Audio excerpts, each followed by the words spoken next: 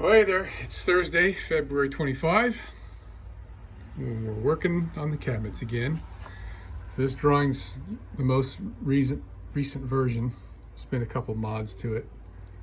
I don't know what I showed you last time, so I'll save you the agony.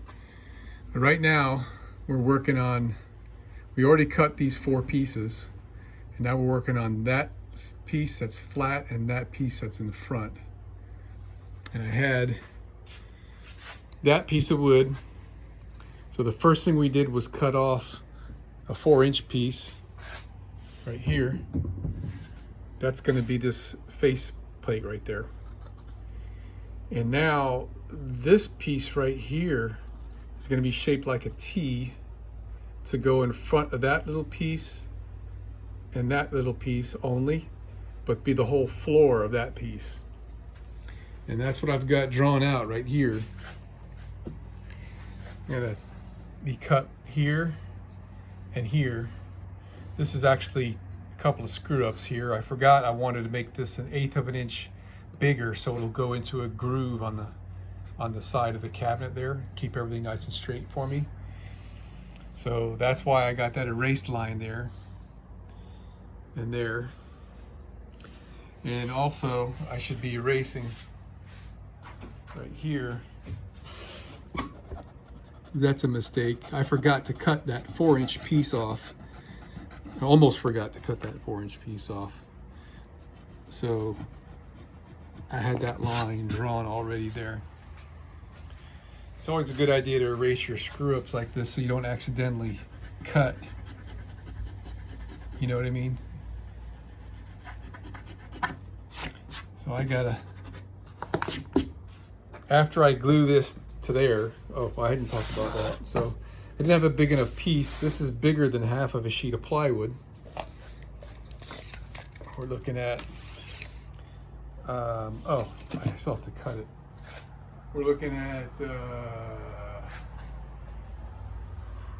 26.5 inches from the face to the back. And 26.5 gets me to right about here. So rather than buy another $50 sheet of plywood, I'm going to join these 2 pieces with a spline, which I've already prepared. Piece of 1/4-inch plywood, and I run the router bit with the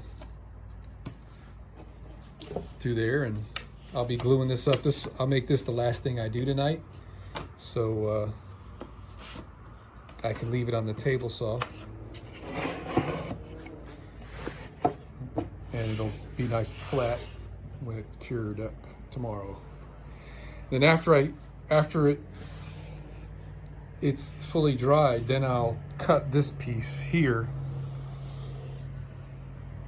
up to there, and the same thing on the other side, and then I'll cut these pieces out from there, and that'll give me one straight long piece, and I got to cut it over here also. So what we did, if I didn't cover it, I don't remember, is we didn't put the sink in the middle of that cabinet like we originally had, because I just had it drawn up and I just put the sink in the middle, but there's a window in the wall there, so we're going to have the sink right in front of the window, so whatever. All right, so now I'm stuck here. There's nothing else I can do, but what I can do is now work on all these side pieces right here. All 4 of those have to be scribe fit to the side of the bus, because the back of the bus is not straight and whatever. We've already been through that. So I think what I'll do is I'll work on that first, and then the last thing I'll do probably is cut out the little square right there where this stuff goes.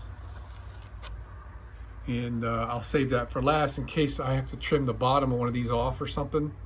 After I get everything all figured out, then I'll cut that and hopefully get it all nice and straight. So what that's going to do for me is this piece that's going to go in between here and here, it's going to keep that piece and that piece at a perfect 90-degree angle to the fronts. All right, and I kind of don't have that luxury for these. It's got me thinking, maybe I could do something for that. I guess what I could do is make this thing look like an M and leave a piece. Let me think about that. Okay, I think I got a great idea here. I'm glad we had a chance to talk about this.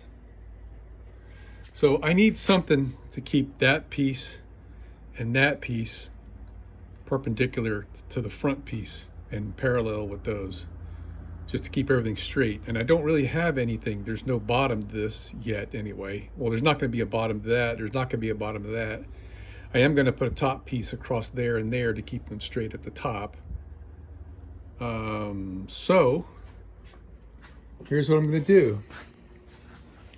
All right, this will be cut off right there because this piece is too big. I'm going to put a cut on, take this piece out right here. I'm going to cut on this side of that line, and the inside of all those two lines, and then the outside of this line. And that's what that's going to give me, is this piece and that piece solid, and this will be plenty strong right here. What you do is take that line off.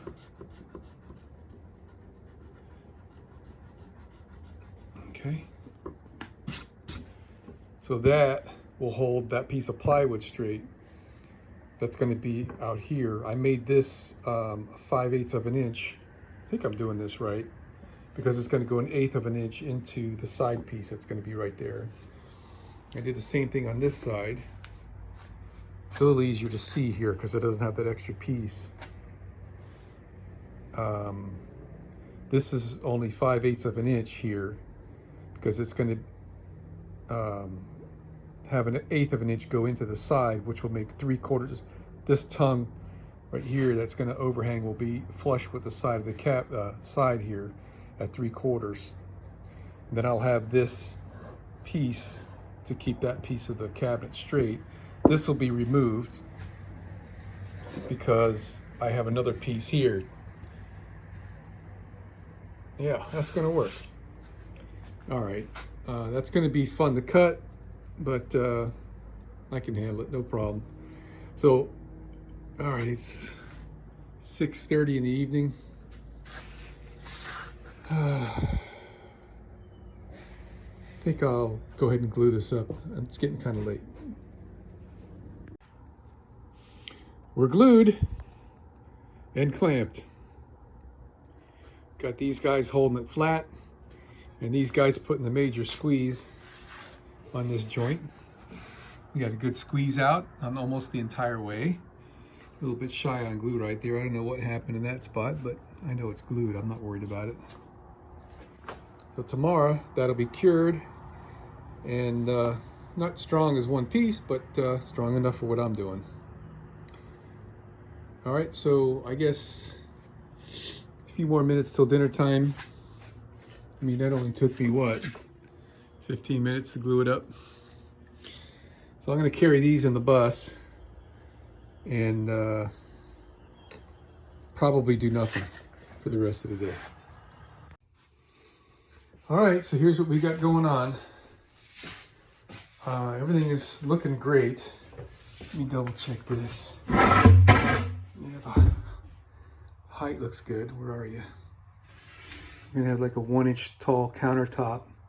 Leave me just a little bit. We're good. Yeah, I like it. So this guy is gonna go here. So I'm gonna scribe fit the back so it sits flat on the floor and it meets the curve of the bus wall. I already checked my floor with my level, and it's very, very straight. Very straight here. I mean, I think it's even less than a 1/16 of an inch of variation. And it's the same across the back, and I did a little bit of an X here, so I don't think I'm gonna have to be dorking around with the bottoms. So we're going to have a little corner cut out there for the toe kick. We're going to have one piece here, one piece here, another piece here, and then one piece up against that. And we do have a little bit of warp in these. So what we're going to do is make sure that we put a left and a right opposite to one another. Hey there. And they'll counteract their warpageness. It's looking great.